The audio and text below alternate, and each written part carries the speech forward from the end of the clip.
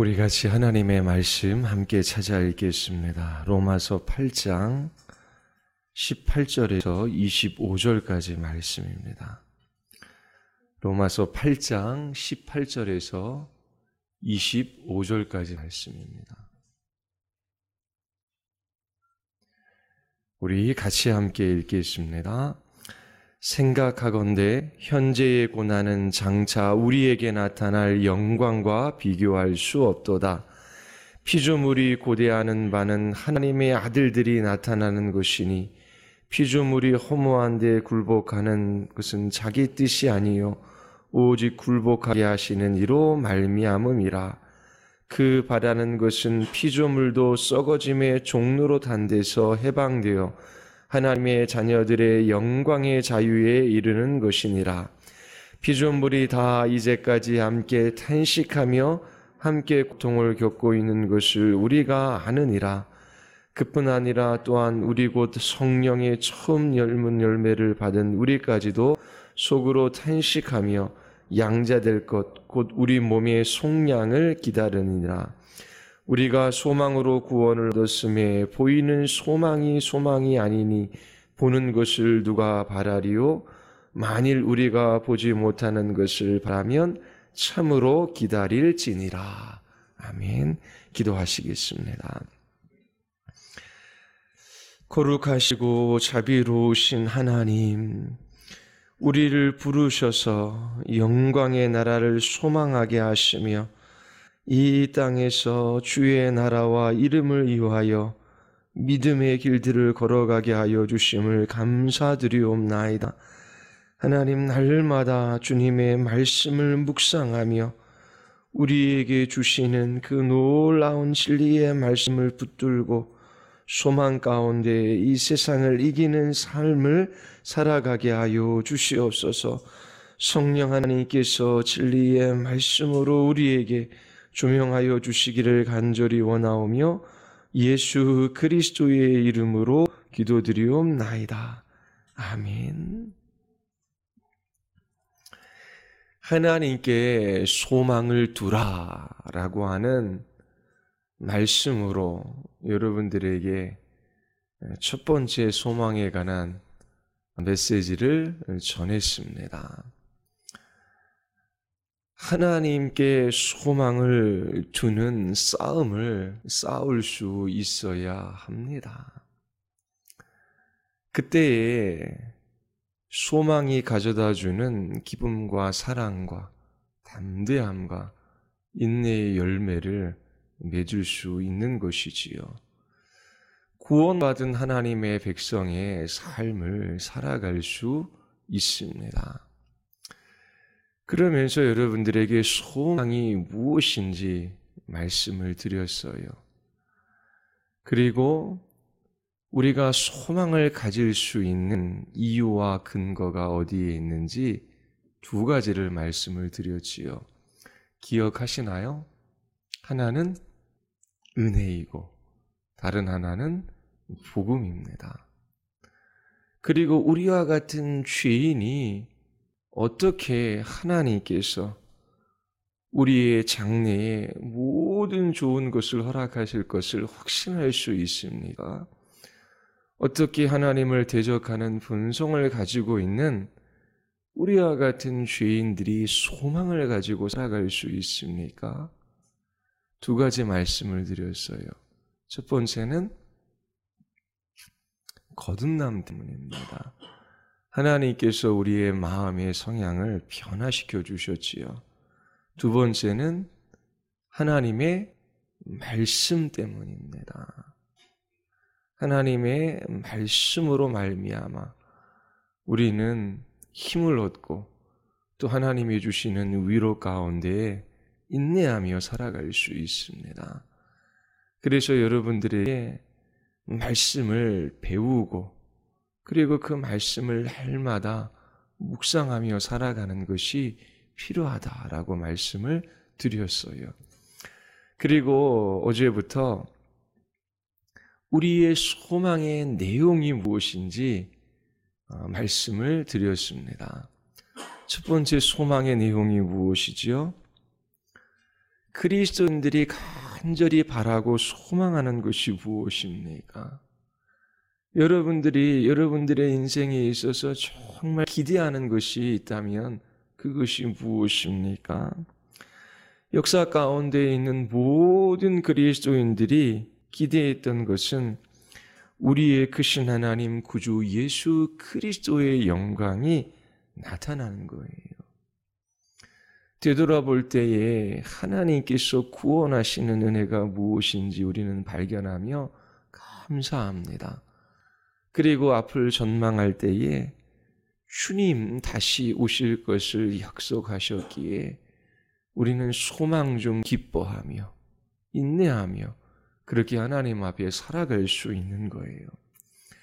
그래서 주님이 다시 오신다라고 하는 것, 우리의 크신 하나님 구주 예수 그리스도의 영광이 나타날 것이다 라고 하는 것을 묵상하며 살아가야 해요.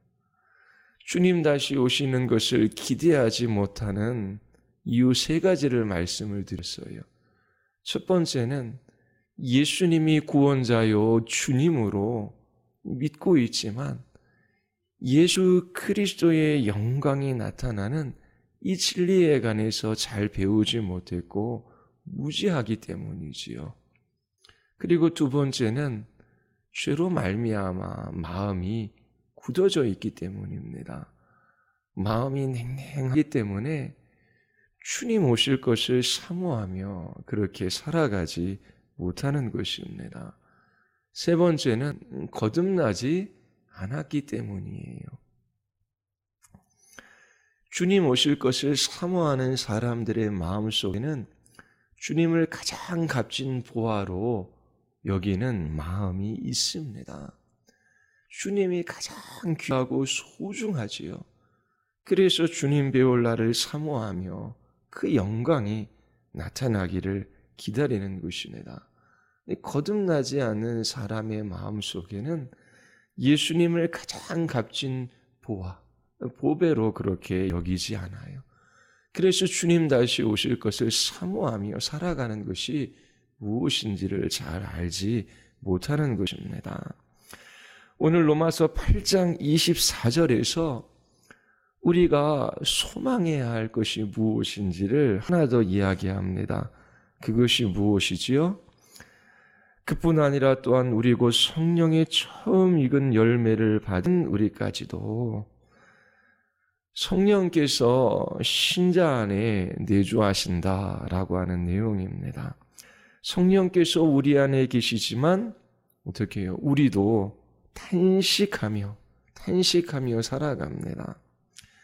탄식하며 살아가는 그리스도인들이 간절히 소망하는 것이 무엇입니까? 양자가 될 것 곧 우리의 몸의 속량을 기다리느니라.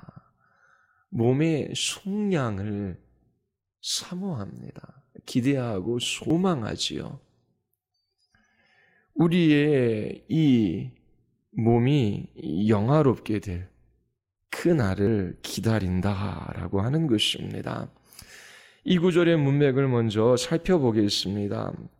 우리가 읽은 본문에서 바울이 첫 번째 말하는 것이 무엇입니까? 18절에 보면 하나님의 자녀들이 현재 당하는 고난이 무엇이든지 간에 우리에게 나타날 영광과 비교할 수 없다라고 하는 것입니다.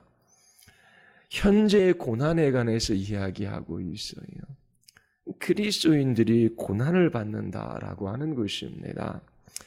그리스도인뿐만 아니라 8장 20절에 보면 피조물이 허무한데 굴복하고 있습니다. 그리스도인을 포함하여 모든 피조물들이 탄식하며 살아갑니다. 그래서 고난이 찾아오면 왜 나에게? 라고 그렇게 말할 필요가 없어요.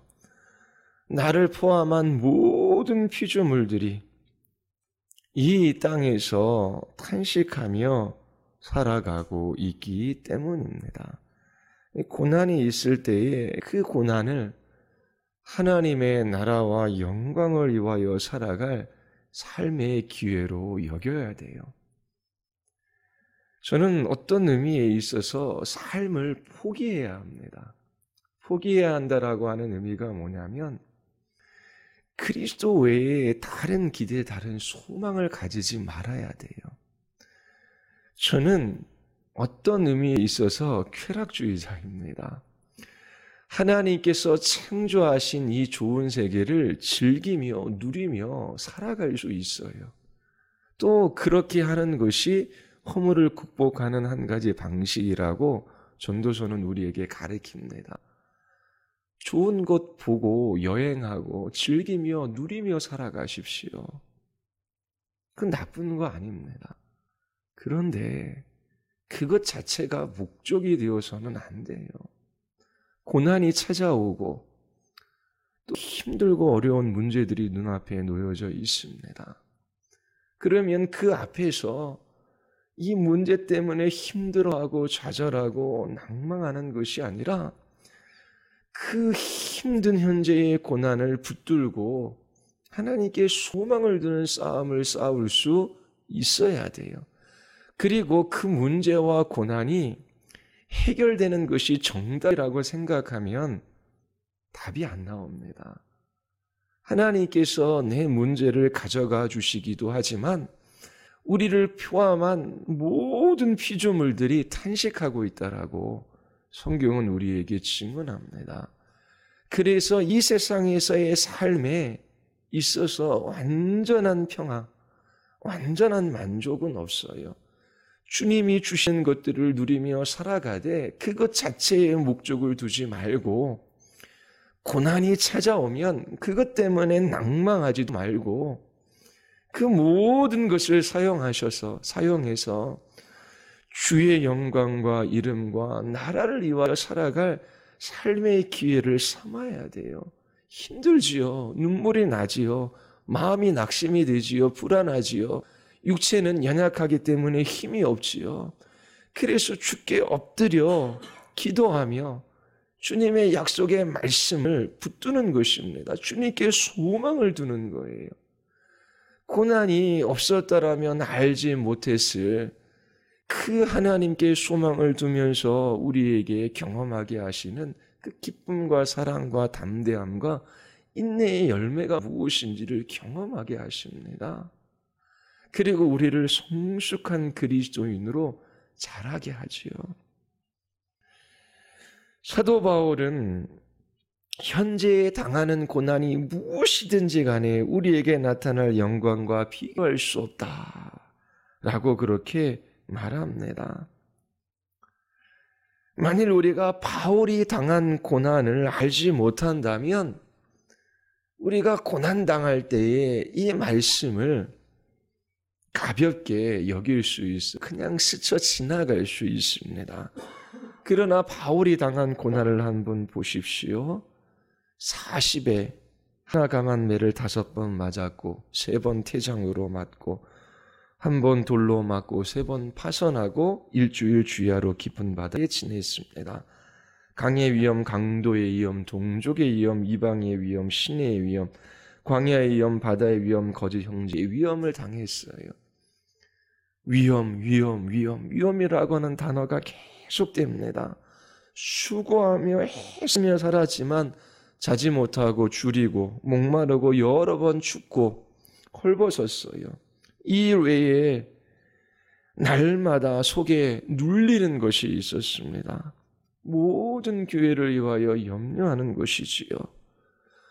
바울의 육신은 강철로 만들어졌습니까? 강철이 녹슬듯이 그렇게 육체도 쇠전해져 가고 연약해져 가는 거예요. 살 소망이 끊어진 그런 때도 있었습니다. 사도 바울이 당한 고난을 알지 못한다면 현재 당하는 고난이 무엇이든 간에 우리에게 나타날 영광과 비교할 수 없다라고 하는 이것을 우리는 진지하게 생각하지 않을 거예요. 여러분들이 당하는 고난이 바울이 당한 고난보다 더 크다라고 말할 수는 없지 않습니까? 바울은 고린도후서 4장 16절에서 우리가 낙심하지 아니하노니 우리의 겉사람은 낡아지나 우리의 속사람은 날로 새로워지도다. 우리가 잠시 받는 환난에 경한 것이 지극히 크고 영원한 영광에 중한 것을 우리에게 이루게 함이니 우리가 주목하는 것은 보이는 것이 아니요 보이지 않는 것이니 보이는 것은 잠깐이요 보이지 않는 것은 영원하니라. 바울은 현재 자기 자신이 받는 고난과 환난이 잠시 받는 가벼운 것이라고 말합니다.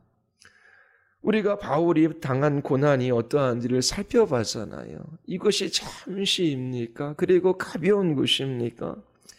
믿을 수 없을 정도로 정제된 표현을 하고 있지요. 바울은 동일한 것을 우리가 읽은 로마서 8장 18절에도 말하는 거예요. 생각하건대 생각하는 거예요. 추론하는 것입니다. 사도 바울이 당한 고난이 잠시도 아니고 가벼운 것이 아니에요. 그런데 생각한 것입니다. 뭘 생각해요? 현재의 고난은 장차 우리에게 나타날 영광과 비교하면 잠시 받는 것이고 가벼운 것이라고 하는 결론을 얻은 것이지요. 진짜 바울의 고난이 잠시이고 가벼운 것은 아닙니다. 그렇지 않아요. 그러나 생각합니다. 저울이 있어요. 현재의 고난이라고 하는 것을 한쪽에 달고 장차 나타날 영광을 다른 한쪽 저울에 올려놓으면 저울이 한쪽으로 기울어요. 장차 나타날 영광은 무겁고 영원해요. 그런데 현재의 고난은 이 장차 나타날 영광과 비교하면 잠시이고 가벼운 것이라고 하는 겁니다. 인생이 금방 지나가요. 주님 앞에 설 날이 멀지 않습니다. 그래서 지혜로운 마음을 가져야 하지요. 지혜로운 마음은 인생의 연수를 계수하는 것입니다. 죽음이 우리에게 다가오고 있다라고 하는 것을 생각하며 살아가는 것입니다. 이처럼 사도 바울은 생각하는 거예요. 추론하는 것입니다. 장차 나타날 영광, 그것을 생각할 때에 다른 사람과 비교할 수도 없는 엄청난 고난과 환난을 당하고 있지만 그것은 가볍고 잠시 당하는 것이다 라고 하는 이 결론을 얻고 바울은 용기와 힘을 얻고 담대함 속에서 인내하며 기쁨 가운데 그렇게 사랑하며 살아갈 수 있었던 것이지요. 이처럼 나타날 영광에 대한 이 소망, 이것을 생각할 때에 고난을 인내할 수 있는 것이지요. 그리고 두 번째 이야기하는 것은 피조물이 고대하는 하나님의 아들들이 나타나는 것이다. 왜냐하면 하나님의 자녀들이 영광 가운데 나타날 것이기 때문입니다.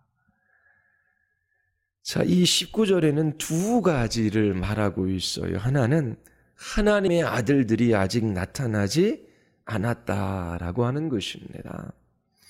피조물들은 하나님의 아들들이 나타나는 것을 간절히 기다리고 있어요. 이 말의 의미는 하나님의 자녀된 우리, 육신을 가지고 있는 우리가 아직 영광스럽게 되지 않았다. 아직 영화롭게 되지 않았다라고 하는 것입니다. 모든 사람은 약하고 불완전해요. 성도들도 그렇기 때문에 고난을 겪습니다. 우리가 예수 그리스도를 믿는 순간 죄도 짓지 않고 우리의 몸도 완전한 몸으로 변화되는 것이 아니지요. 그날은 주님 다시 오시는 날, 우리가 영화롭게 될 때에 일어나는 일입니다. 그 영광의 날이 아직 이르지 않았어요. 그런데 모든 피조물들이 그렇게 하나님의 아들들이 나타나기를 사모하고 기다리고 있습니다. 그렇게 기다리는 이유가 뭐냐면 20절, 왜 이렇게 간절히 하나님의 아들들이 나타나기를 기대하고 있는지 20절이 답을 주고 있습니다. 하나님의 아들들은 아직 나타나지 않았고, 그리고 모든 피조물들은 하나님의 아들들이 영광 가운데 나타나기를 기다리고 있습니다. 20절에 보면 피조물이 허무한 데 굴복하는 것은 자기의 뜻이 아니요 오직 굴복하게 하시는 이로 말미암음이라. 그리고 21절에서 우리는 그렇게 사용하고 있는 그 바라는 것은 이라고 하는 이 해석은 원래 20절에 붙어 있습니다. 그래서 소망 안에서라고 하는 그 구절을 20절에 넣어서 해석하는 것이 합당합니다. 피조물이 왜 하나님의 아들들이 나타나기를 기다리고 있습니까? 그 이유는 허무하는데 굴복하고 있기 때문이에요. 그런데 하나님이 어떤 소망을 바탕으로 어떤 소망 안에서 굴복하게 하신 것이다 라고 하는 사실을 20절이 말하고 있습니다. 피조물들이 하나님의 아들들이 나타나기를 간절히 기대하는 이유는 피조물이 허무하게 굴복하고 있기 때문이지요. 피조물 안에는 두 가지를 가지고 있어요. 하나는 허무이고 하나는 소망입니다. 피조물이 허무한데 굴복하고 있어요. 좌절이 있어요. 고통이 있고 결핍이 있다라고 하는 것입니다. 하나님이 원래 창조하신 그 탁월하고 아름답고 완전한 하나님의 영광을 그 피조물들이 다 드러내지 못하는 것입니다. 파괴되어지고 좌절되고 고통하고 결핍 가운데 모든 피조물들이 놓여져 있어요. 그래서 피조물 안에 있는 하나가 허무입니다. 다른 하나는 소망입니다.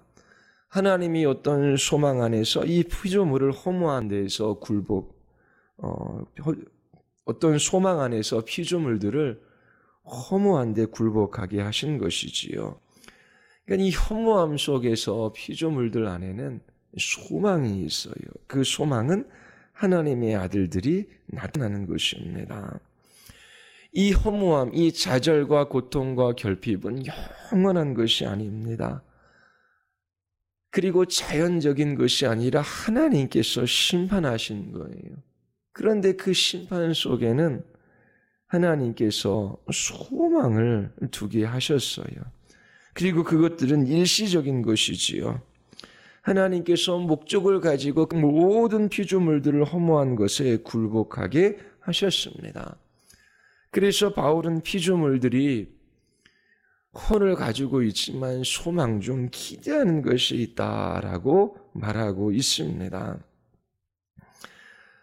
겨울에 보면 나무들이 앙상한 가지만 가지고 있지요. 이 나무들이 봄날만 기다리고 있는 것처럼, 봄날이 오기만을 간절히 사모하는 것처럼 모든 피조물들이 하나님의 아들들이 나타나기를 그렇게 고대하며 기대하고 있습니다. 21절에 보면 피조물들이 소망하는 것이 무엇인지를 말합니다. 피조물들도 썩어짐의 종로로 단 데서 해방되어 하나님의 자녀들의 영광의 자유에 이르는 것이니라. 피조물들 자신도 하나님의 자녀들의 영광의 자유에 이르기를 소망하고 있습니다. 하나님의 자녀들이 하나님의 영광에 참여할 때에 믿는 성도들이 영화롭게 될 때에 부활체의 몸을 받는 그 날에 모든 피조물들도 영광에 이르게 될 것이다 라고 하는 그러한 의미입니다. 하나님의 자녀들이 나타날 때에 모든 피조물들은 하나님이 원래 창조하셨던 그 영광스러운 자리로 돌아가는 것이지요. 21절에 모든 피조물들은 하나님의 영광에 참여하게 될 것을 소망하고 있습니다. 그리고 20절에 우리가 피조물 속에서 보는 이 허무함은 막다른 길이 아닙니다. 그것은 소망으로 가득 차 있어요. 그리고 19절에 피조물들은 하나님의 아들들이 나타나기를 고대하고 있지요. 18절, 현재의 고난은 장차 나타날 영광과 비교할 수 없습니다. 8장 22절과 23절에 보면은 피조물들이 다 이제까지 함께 탄식하며 함께 고통을 겪고 있습니다. 피조물뿐만 아니라 23절에 보면 우리까지도 속으로 탄식합니다. 이것이 우리가 현재 살아가고 있는 이 세상의 모습입니다. 우리의 몸의 속량이 아직 이루어지지 않았어요. 우리는 이 육체 가운데 살아갑니다. 그래서 이 육체가 속량될 때에 부활체의 몸으로 변화되기 전까지 우리는 이 육체 가운데 신음하며 탄식하며 살아간다라고 성경은 말합니다. 육체는 연약해지고 병들고 점점 더 힘이 없어 약해지는 것이지요. 성령님께서 우리 안에 함께 하시지만 우리의 이 탄식을 완전히 없애주지는 않으셔요. 모든 고난과 고통과 좌절을 없이 해주시지는 않는다라고 하는 것입니다. 성령님은 처음 열매이시지요. 우리 안에 내주하십니다. 그리고 이 속량의 보증이 되시며 인이 되십니다. 소망의 성령님이시지요. 그리고 24절에 보면 우리가 소망으로 구원을 얻었음에, 자, 이 성령님께서는 인내의 열매를 맺게 해요. 또 인내는 소망의 열매이기도 하지요. 성령 하나님께서 역사하셔서 탄식 중에 있는 우리에게 소망을 가져다 주시는 것입니다. 그래서 현재의 고난은 장차 나타날 영광과 비교할 수 없다라고 하는 것을 깨닫게 하셔서 끝까지 인내할 수 있는 힘을 주십니다. 우리의 몸이 속량될 때에 우리는 더 이상 탄식하지 않아요. 자, 그런데 여기서 한 가지 더 생각해 볼 것이 있습니다. 우리의 소망에 관해서 생각할 때에 숨겨진 위험이 하나 있어요. 우리의 몸이 속량되어 우리가 부활체의 몸으로 변화되어 고난도 무능도 탄식도 그러한 질병도 없는 것을 우리의 소망으로 삼는다면 우리의 소망의 중심에 자기 자신을 두는 그런 위험이 도사릴 수 있습니다. 하나님 자신이 우리의 소망이 되어야 할 때에 우리의 소망의 중심에 육체적인 완성, 평안, 그런 것들을 중심에 두는 위험이 있는 것이지요. 예수님을 믿는다라고 할 때에 지옥에서 겪게 될 육체적인 고통을 두려워하고 천국에서 경험하게 될 그 육체적인 안락과 평안을 원해서 기독교라고 하는 종교를 택한 사람들이 있습니다. 이러한 사람들은 이러한 위험에 빠질 수 있어요. 그 마음의 중심에 하나님이 계시지 않을 수 있다라고 하는 것입니다. 천국이라고 하는 것은 그냥 막연히 좋은 곳, 그런 곳이 아니라 하나님이 계신 곳이에요. 예수님이 계신 곳입니다. 예수님이 계시지 않으면 그곳이 천국일 수가 없는 거예요. 그런데 하나님과 상관없이 고통도 고난도 탄식도 문제도 슬픔도 질병도 없는 천국을 고대하는 사람들이 있습니다. 는 예수님을 믿었기에 좋은 곳에 갈 것이다. 그 사람의 소망의 중심에 예수님이 계신 것이 아니라 하나님이 계신 것이 아니라 천국에서 누릴 그런 안식과 평안, 그런 것들이 그 마음속의 중심에 있게 될 위험이 있어요. 이슬람을 시봉하는 사람들, 특히 남자들에게 천국은 아주 아리따운 여성들이 수종드는 곳이라고 그렇게 생각합니다. 그런 식의 천국에 대한 그리고 이 몸의 속량에 대한 기대를 가질 수 있어요. 예수님을 믿고 하나님의 나라에 들어갈 수 있다라고 확신하지만 자신도 속구인 것이지요. 그러한 사람은 위험한 가운데 있는 겁니다. 그렇다면 우리는 몸의 속량과 함께 우리의 소망의 중심에 하나님을 두고 있는가라고 하는 것입니다. 우리는 몸을 가지고 있지요. 몸을 가지고 있습니다. 우리가 몸을 가지고 있는 이유가 무엇입니까? 왜 하나님께서 이 영과 육을 창조하셨습니까? 천사는 육이 없어요. 몸이 없는 영적인 존재예요. 그래서 제한을 덜 받지요. 그런데 하나님께서 우리를 육체를 가진 인간으로 창조하셨어요. 왜 하나님께서 물리적인 세계를 창조하시고 육체를 가진 인간을 그곳에서 살게 하셨습니까? 이 질문에 답할 수 있다면 왜 하나님께서 몸을 속량하려고 하시는지 알 수 있어요. 우리는 천국을 생각하며 더 이상 고난도 고통도 더 이상 눈물도 질병도 없는 그런 것으로 생각하며 몸의 속량만을 우리의 소망의 중심에 둘 때에 위험이 있다라고 말했습니다. 왜 하나님께서 우리의 몸을 속량하시는지, 이 몸을 완전히 버리고 새로운 몸이 되게 하시는 것이 아니라 이 몸과 연속성을 가지고 있는 부활체의 몸으로 변화시켜 주시는 것입니다. 왜 하나님께서 우리의 몸을 속량하시는 것이 우리의 소망이 되는지 알아야 돼요. 그것을 알 수 있는 것은 왜 하나님께서 육체를 가진 인간으로 우리를 창조하셨고 이 물리적인 세계를 창조하셔서 그곳에 살게 하셨는지 그것을 생각하면 어느 정도 답을 얻을 수 있습니다. 하나님께서 우리를 육체를 가진 인간으로 창조하신 목적이 무엇입니까? 고린도서 6장 13절에 보면 몸은 음란을 위하여 있지 않고 오직 주를 위하여 있으며, 우리의 몸은 주를 위하여 있다라고 그렇게 말하고 있습니다. 우리는 하나님을 위하여 육체와 영혼을 가지고 있어요.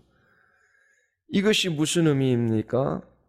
고린도전서 6장 19절 20절에 보면 너희의 몸은 성령의 전인 줄을 알지 못하느냐? 너희 몸으로 하나님께 영광을 돌리라. 어떻게 몸이 주님을 위합니까? 태초에 우리의 몸은 하나님께서 창조하신 거예요. 하나님께서 우리의 몸을 창조하시고 마지막 때에 속량하시지요. 우리에게 몸을 주신 목적이 뭐예요? 주님을 위하여, 주의 영광을 위하여 하나님께서 우리에게 몸을 허락하신 것입니다. 빌립보서 1장 20절에 보면 살아서나 죽어서나 내 몸에서 그리스도가 존귀하게 되게 하려 하나니, 사도 바울이 몸을 가지고 있는 이유는 그리스도를 존귀하게 하기 위해서입니다. 하나님은 우리의 몸을 통해서 영광을 받으셔요. 어떤 의미에서 우리의 몸은 하나님을 찬양하는 악기와 같지요. 하나님의 뜻을 이루어드리는 도구와 같은 것입니다. 로마서 12장 1절에 너희 몸을 하나님이 기뻐하시는 거룩한 산 제물로 드리라. 로마서 12장 1절에 따르면 우리의 몸은 하나님을 예배하는 도구가 될 수 있어요. 그리고 6장 13절에 너희 지체를 의의 무기로 하나님께 드리라. 우리가 몸을 가지고 있는 이유는 하나님께 순종하는 좋은 도구가 되기 때문입니다. 우리는 몸으로 눈에 보이는 순종과 예배를 할 수 있는 것이지요. 우리가 몸이 없는 영적인 존재라면 하늘에 있는 천사들처럼 예배하고 순종할 것입니다. 그러나 하나님은 전에 한 번도 존재하지 않았던 이 물리적인 세계를 만드시고 육체를 가진 그 인간을 그곳에 두셔서 하나님의 영광을 드러내기를 원하셨어요. 그리고 이 육체를 가지고 하나님의 뜻에 순종하며 살아가기를 기뻐하시는 것이지요. 인간이 이 육체를 가지고 하나님의 창조의 영광을 보고 즐거워하며 하나님께 영광을 돌리는 삶을 살게 하십니다. 이것이 하나님께서 우리에게 육체를 주신 이유예요. 우리의 몸은 하나님을 예배하는 좋은 도구이고 또한 순종의 도구이기도 하지요. 주님께서 우리의 몸을 속량하셔요. 이것은 우리의 소망의 중심에 있어요. 그런데 그것만 있는 것이 아니라 하나님이 우리의 소망의 중심이며 하나님께서 우리의 몸을 속량하셔서 단지 영으로만 하나님을 예배하고 하나님의 뜻에 순종하는 것과 비교할 수 없는 눈에 보이는 그러한 찬란한 영광을, 그리고 그 예배를 하나님께서 우리의 육체 가운데 허락하신 것입니다. 바울이 우리에게 몸의 속량을 위한 소망을 가르치고 있지요. 적어도 세 부분으로 이루어져 있습니다. 하나는 모든 고통과 질병과 장애와 결핍은 사라질 거예요. 이 땅에서 우리의 육체는 연약하잖아요. 질병도 장애도 가지고 있어요. 모든 이 연약함, 장애, 질병 다 사라질 것입니다. 얼마나 소망이 됩니까? 두 번째, 우리의 육체 안에 죄가 있어요. 그래 모든 죄도 사라집니다.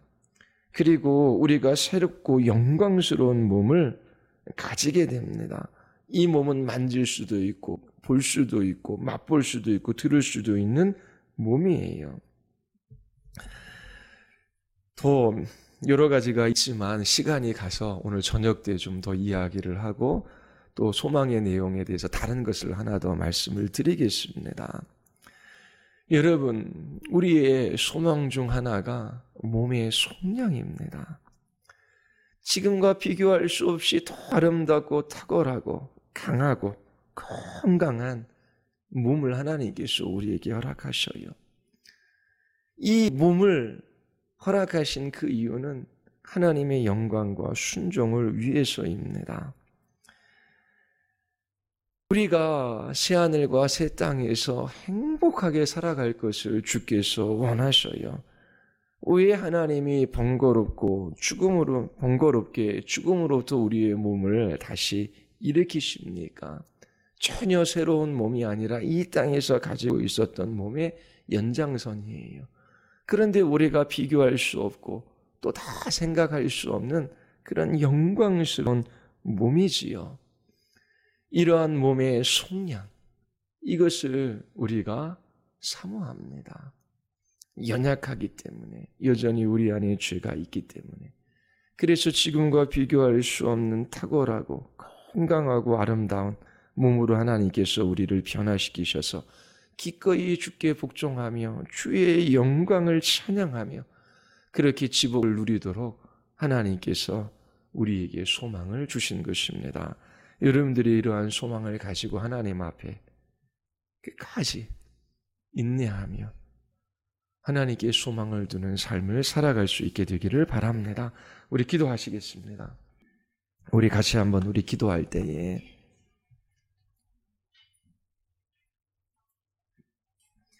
진리를 붙들고 살아가야 돼요.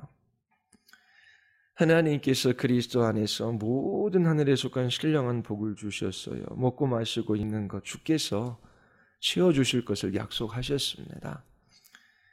하나님 나라와 그의 의를 위하여 살아가는 사람들에게지요. 하나님께 소망을 두며 살아가는 사람들은 결국 수치를 당하지 않습니다. 이 땅에서 부족한 것이 없어요.